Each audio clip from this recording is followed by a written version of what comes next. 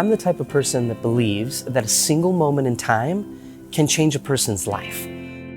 One of those moments for me, as a young child, I was the kid that struggled. And I struggled to hold still. I would tap, I would move all the time. And there was one person in my life who saw that problem as an opportunity. There was an educator, and his name was Mr. Jensen. And he was the first person in my young life who created a moment by looking at the problem, my inability to sit still, as an opportunity. And that opportunity changed my life forever. But in that experience, Mr. Jensen, he took these sticks and he put them in my hands. He said, Clint, listen, I got these for you and I want to give them to you. But here's the deal. You got to promise me that you'll just keep them in your hands. He was the person that created a moment with a pair of drumsticks that allowed me to live a better story. Lasting influence is always supported by significant moments, and the better leaders get at creating moments like those in the workplace, the better they are at influencing people for good. People are people, and every person wants to be heard, seen, and understood. Don't look at them as a generation, look at them as people. I have seen firsthand when managers do that and they get rid of the stigma, they get rid of the stereotype, and they stop focusing on the age and they start focusing on the person. Magic, loyalty, engagement, retention, and above all, respect. I think sometimes in organizations, we're really good at developing our people. This right here, the standards piece, that's all about efficiency and growth. It's important, it's needed. We're gonna grow you. I'm gonna make you more efficient. I want our company to be better today than we were yesterday. It's awesome. But please remember this, as you're writing notes, please write this down. No significant loyalty ever happens without significant connection. You have to remember that every employee is asking you the question, let me know when it gets to the part about me. Let me know that what you do as a manager, let me know that what you're trying to implement, your mission statement, your vision, let me know when it considers me. And some of you might be thinking, well, those entitled little shining stars in my life.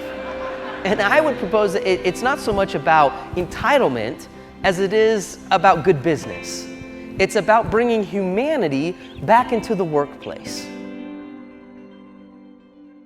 I've hired hundreds of keynoters across more than a decade of running some of the highest quality events in our industry. And I'll tell you, Clint brings something special that I've not seen from any other keynoter.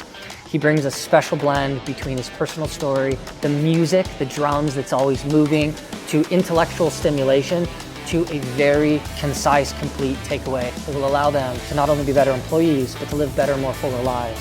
And that's about as meaningful of a message as you could ever have. We're excited, we're laughing, it's funny, we're crying, we have goosebumps, we're clapping, we're going to the beat of the drums. He is an awesome experience. His story is amazing. I think one of the most powerful moments in the keynote is the drum solo experience. When I sit down live on stage and we rock the house. And it gives leaders the opportunity to see firsthand what influence looks like and how they can become the Mr. Jensen, the impact that they have in their people's lives. When I walk out on stage, it's my job to create an experience. And we do that literally live on stage. Everybody's got buckets, drumsticks, and it creates this engagement experience where they are learning by doing. And when you learn by doing, it just creates buy-in. It creates implementation in a way that they get to see firsthand the things that we're teaching, the things that we're advocating for really truly work. That if I implement these things into my workplace, not just the drum line, I'm gonna see significant change. I'm gonna have the ability to influence my people better. The Undercover Millennial program is a huge piece to what I talk about on stage.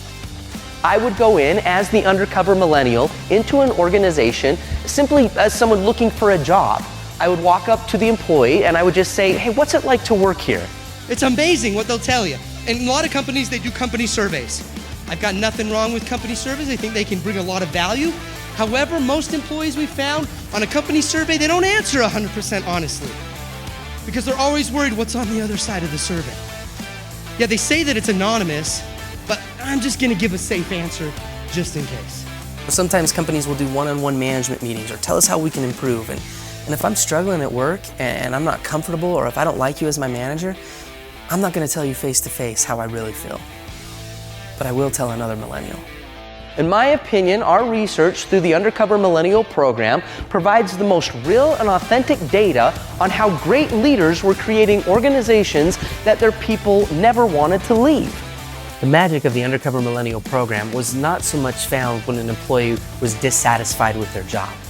The magic was found when I would ask the question, what's it like to work here? And the employee would respond with, I love it here. I love my job. I love my manager. I love what I get to do. And that's why we titled the book, I Love It Here, How Great Leaders Create Organizations Their People Never Wanted to Leave. And that's what we do. We help managers and leaders, CEOs, to learn how to become a Mr. Jensen. How do you create those single moments in time that truly change people's lives?